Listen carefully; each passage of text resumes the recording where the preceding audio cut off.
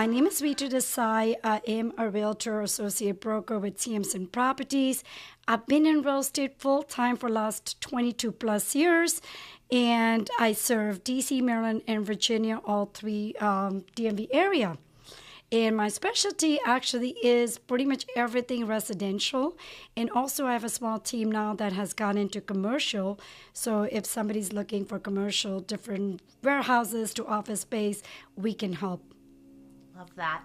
And can you give me a little bit of a background about yourself? Like where you grew up? Was real estate always in the cards for you? What did you do to end up here today? Tell me all about that. Love that question. Yeah. So for me, I grew up in India in a small city town. I would say it's not a very major city, but it is central India where I grew up. Real estate is in my blood because my dad owned multiple properties over the year. And since I was 10-year old, I was involved with my dad's construction business. So as a girl, I can talk about plumbing, electrical, any sort of bones of the house. You can ask me and I can tell you, I can fix things. So comes with the natural talent of being in real estate. And then when I immigrated over here, either I had two choices. I have an MBA, either to go to New York or go to Wall Street. That was my first love and first passion. Or stay here where most of my family is. And me and my husband, we were recently married and we knew that we wanted to start a family, but we did not want to be in New York and go through the whole hustle bustle of New York life raising our kids. So we decided to stay put over here, and I explored real estate and fell in love. It was such a natural between new construction, seeing all the construction aspect of it, understanding even with remodeling and renovation, my clients would ask me and I can pretty much design everything for them. So it was I think it was opportunity just came naturally, and I never looked back and raised two boys in real estate. That is awesome. I think that is so great. The fact that I think that actually makes you stand out too. The fact that you had a father who was in the construction business and you were like hands-on in there watching him like, what's that? What's this? And you can like help your clients with that. I think that is very, very cool. And that came with negotiations to everything over down there. So it was pretty tough, pretty rough. So since I was 10, I've been in his business for all my life. And even when I go back now, he's still active, semi-active, and I still get in and start digging up things that I should not be, but it's great. Yeah, I love that. And represent for girls, right? Because oftentimes we're that was my big thing back then. Talk to me about that. Oh my God. So I've written very extensively about the challenges of growing up in the times when I grew up. Women were not given the same opportunities to the respect, self-dignity. We're one of the three sisters in the town where people looked down on my mom for not having a boy. I had a very, very rough upbringing to a point where I had to constantly fight to earn a spot in everything. Academically, I was super driven to be an A-plus student, to balancing with my life, with helping my dad to prove that you don't need a boy, I can be your boy. But the times I grew up in 80s, especially 80s, were very rough, where society just did not accept having a blessing to be daughters in the house. And my parents faced a constant challenge from a lot of people, from family to people everywhere around us. So it was pretty rough, but you know what? You can fight it. Absolutely. You're living proof. Look at you. You're doing it. Successful. You know the ropes, and it helped build your character to be a strong woman. So I think that's wonderful. Yeah. No, that's where it is. You got to look forward and not back, and not be weighed down with the baggages that people throw around in life. That's what it is about.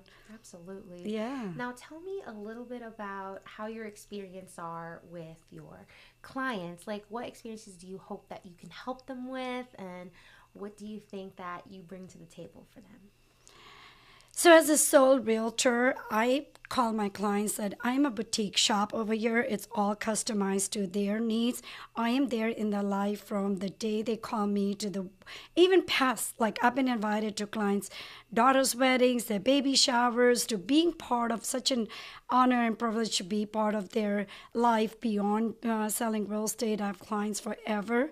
Their generations have bought, their kids have bought the home with me. Now I'm helping their grandkids. Some of them feels old, but at the same time, I'm not that old. Come on. But it feels very honored to be able to be part of the people's life. And the biggest thing is that they trust you.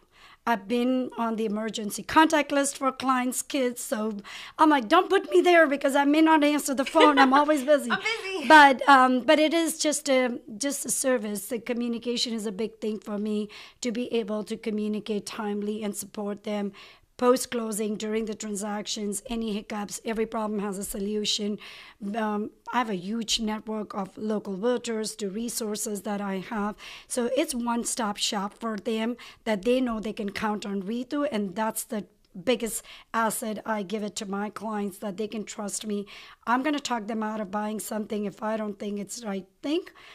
They get my honest opinion, and because I get to know my clients at a personal level, it really helps to build that trust on each other, that they can count on me to giving them honest opinion.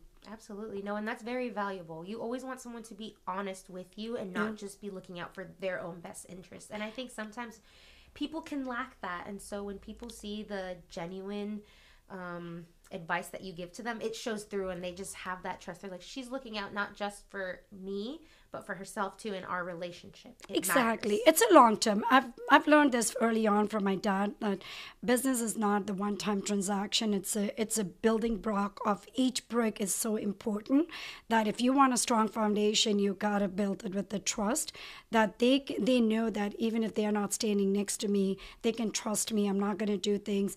It's not one-time transaction. I'm going to come in your life. You're not a number of sales I wanted a year. It's about just a relationship in order to build that long-lasting relationship. So that's the biggest difference. I feel like I bring it to the table with so many great realtors around us. Absolutely. And you have a great personality. You're easy to talk to, and you're fun, and your smile, like, okay, girl, love it. Life is too short. It's better to laugh it out, make the most out of the time you have on this earth, and just enjoy. It's a great journey. Yeah, absolutely. I love your outlook, man. I need to drink the coffee that you're drinking or something. I don't know. Love it. No. And now talk to me about marketing. I know you like social media. We have business owners, entrepreneurs who are listening. What kind of tips and advice could you give to them? And how did you dabble into the social media video world? And what resources did you use? All that good stuff. So I feel like as an entrepreneur, business people, we do have to adapt and survive. It's like every time it's a new technology, new things out there. I used to write blogs when nobody even wrote the blogs, because I felt like knowledge is such a powerful tool that people need to know, even if they don't hire me as a realtor, for me to communicate and let the world know, make a right decision. And especially real estate, people have so much emotion and most expensive purchase of their lifetime. So I want them to make that right decision. So education has been a big part of it. And I used media, whatever it needed to be. Back in old days, I used to write article on Loudoun Eastern, if somebody remembers that old newspapers. And also I've written blogs from as early as 2005 and 6 when I started blogging on different platforms. And coming back to today's time, being relevant where the clients are, social media is the greatest asset. It doesn't cost money. Everybody owns a smartphone. Just start. Don't overanalyze. It's better to be done than not be perfectionist at some times. It's just be yourself. Honestly, be authentic. Like sometimes I'll be like, I don't like the way I sound, or I wish I had said something. I love the way she sounds, by the way. But it's just that do it. Don't just sit on the sideline. Don't be one of those people who are nervous. You may not build the overnight success in the social media. You may not have 10,000 followers. You're not Kim Kardashian or somebody. Just be who you are and the impact you will make.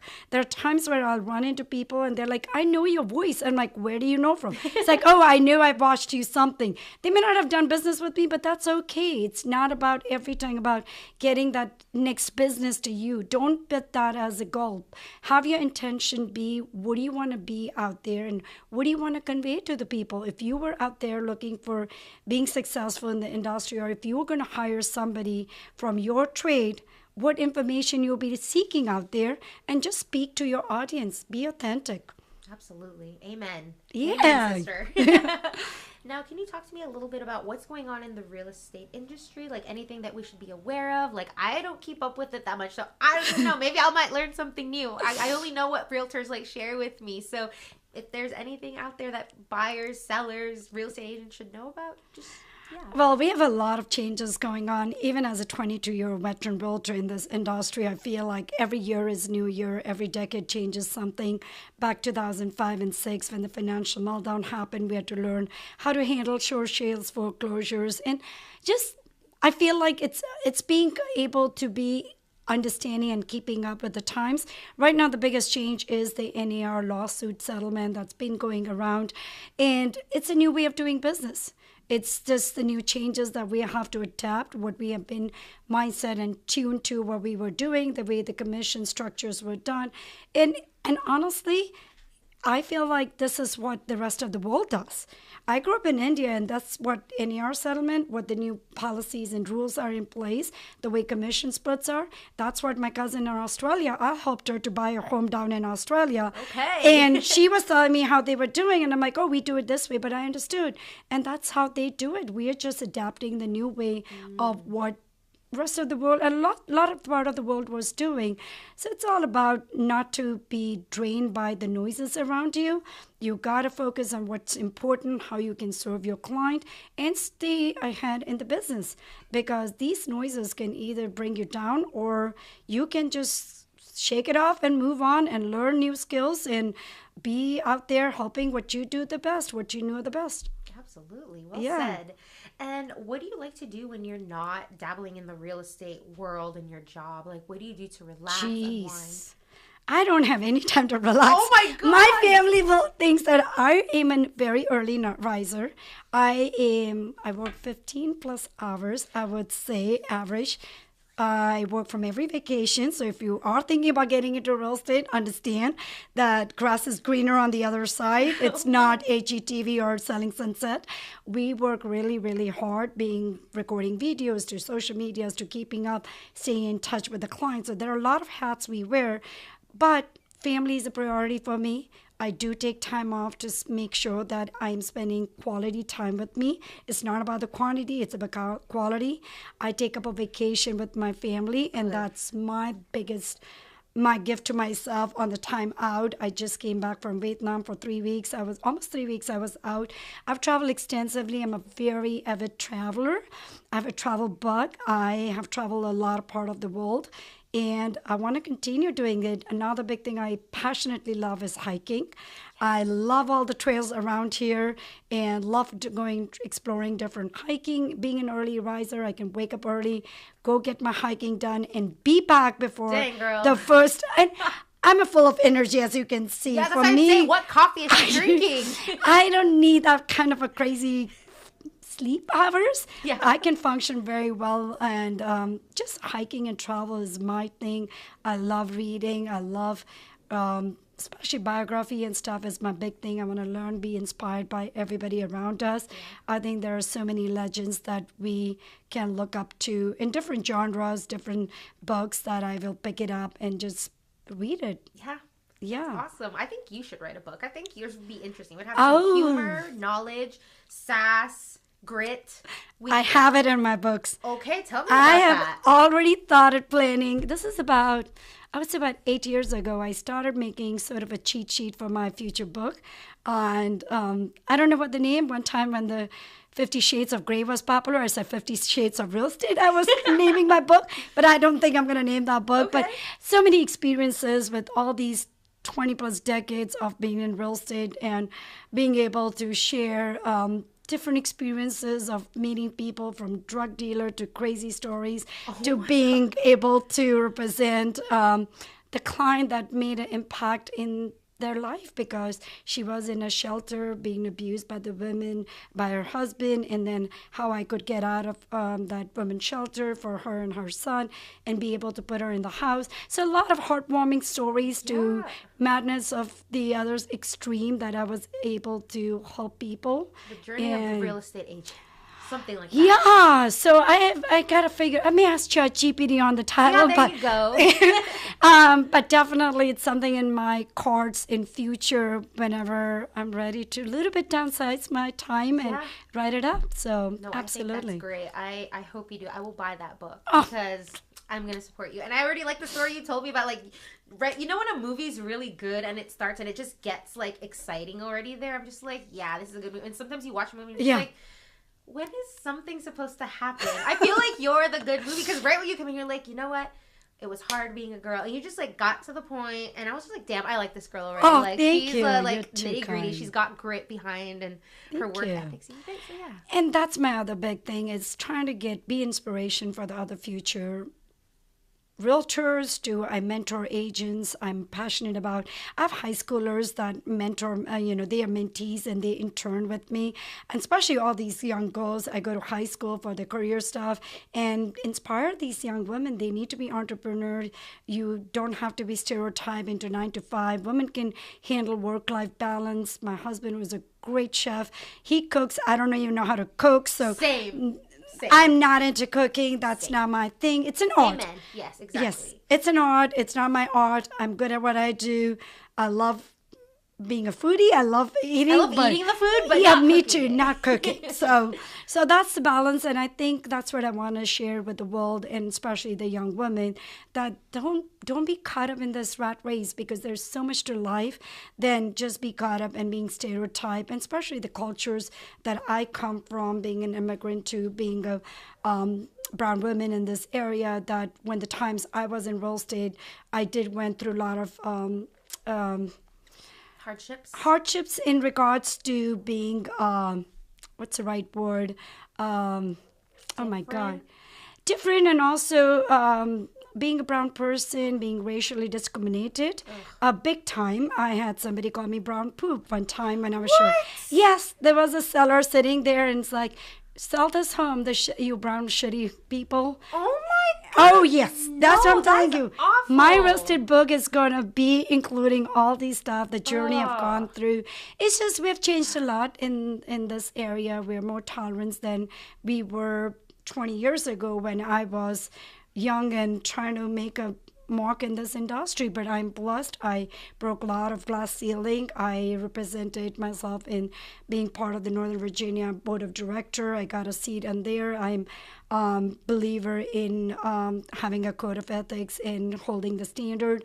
I chaired the professional standard in arbitration. I sit on Virginia also with the risk management committee. So I volunteer a lot of my time in the industry that has given me so much to be putting my chin up and being able to survive and thrive a business. I love that. Powerful women, we need you. Seriously. Yeah. And I totally relate to like that where it's like women have to be a certain stereotype. Like, oh my gosh, you don't know how to cook. Like, how are you going to ever... I don't like to cook. I'm sorry. It's not my thing. Yeah. And it's like, okay, I'm 30 and I don't have kids, but that's okay. I don't want to just because I was like 25 and I need to start having kids now. It's not for me. I don't want kids. And I love that you are letting other girls know that you don't have to fit into a mold. You can be yourself. You can be successful. You don't have to follow the same path that everybody's shifting for women or girls to be. Bingo, girl. You nailed it. Exactly. You nailed it very well. Because that's a message I always try to convey with everything these kind of podcasts, or somebody's interviewing me for the magazines or news or something. I'm like, be yourself. Understand what you want in your life. For me, because of the background and the hardship I grew up in, proving myself, financial independence was so important. As a young girl, I made sure that even when I was meeting guys, with my parents were introducing me, I just asked them, would you let me have my own career? And if they said no, I'm like, next. Because for me, that was so important. Yeah. I knew that would be a biggest thing that I wanted to give it to my own kids. Even if I had daughters or son, doesn't matter. I'm blessed with 2 boys. I want my boys to see that women can do everything and anything they put their heart and soul in. It's a lot of work. There's no joke to it. The balancing is very, very difficult being a woman, but at the same time, it is doable. It is absolutely, yes, you have to put yourself through a lot, but if you are passionate, you can do whatever you want to do it. Absolutely. Go for it. Yeah. Great message. Where do you see yourself in the next 5 years as a person and with your business? So business, I was choking my husband Mark because we're empty nesters now, almost there. My youngest is off to college. So we're almost empty nester. And I was telling my husband, maybe I should start talking about my exit strategy. And obviously when I say that, my clients are like, nope, you're not leaving. You're not allowed to leave. No, but I do have exit strategy that I started about 5 years ago. I want to talk, I want to pass the torch to the young generation. I think it's good, but I'm not going to exit completely. I'm going to be more like a consultant or be available as a mentor to people, start coaching more, or be there for whatever it comes next for these young. I don't feel like shutting the business and just vanishing and saying, who's Ritu next? So I do want to be there for somebody who needs me. I'll start coaching. I'll start being more part of and hoping the next generation take a bigger role in this. I love that. No, Yeah. they're in good hands. The next generation will be Yes. in good hands here. Hey, if somebody wants to be my mentee, I'll be more than happy to take them. Love that. And is there anything maybe that I have not touched on that you would like to share with the audience while I have you here? Like maybe any upcoming events that you'll be doing, maybe something new, a new website? So for me, volunteering is a big thing. I volunteer at this kitchen called Anasuda Kitchen. We're having a big event this Saturday at the Dulles Mall. It's a free event, so if you are free, join us. It's an Indian Independence Day event. And apart from that, for me, the biggest message I want to convey to other entrepreneurs is be yourself, be authentic, support each other, man. We are not out there for each other business, but as a community, and even with all the macro stuff with the economy, everything going around, we're such a micro market. Every little movement makes a big difference. And understand, and as a first-time home buyer or somebody who wants to buy or sell a home, speak to at least 2 or 3 realtors, see whom you connect with, work with somebody who is going to put their interest before your interest. So just interview people and not jump that irrational decision, and try to be a homeowner. Don't try to get caught up with just because the interest rates are high or this. In 20 years, you will look back and you'll be thankful that, hey, I'm glad I bought something. Absolutely. Well said. Yeah. And now for my last question. If you could leave our listeners with a message, what would that message be? It could be in regards to anything, or maybe if you want to share a mantra that you like to live your life by, just as inspiration. You can take a moment. I know, because there are a lot that pops up in your head, right? Yeah. So I've always believed in doing what is true to you and true what you're passionate about. And even if there are so many obstacles that will come in front of you, honestly, those are just what makes you stronger. And I feel like do not give up just because some setback came, and be there because people have, there will be a reason why you're in somebody's life. And I truly believe in just don't stop yourself. Even if you fail, failures are great. Actually, failures are my biggest victory, I call it sometimes, because if I didn't fail, I would not have learned.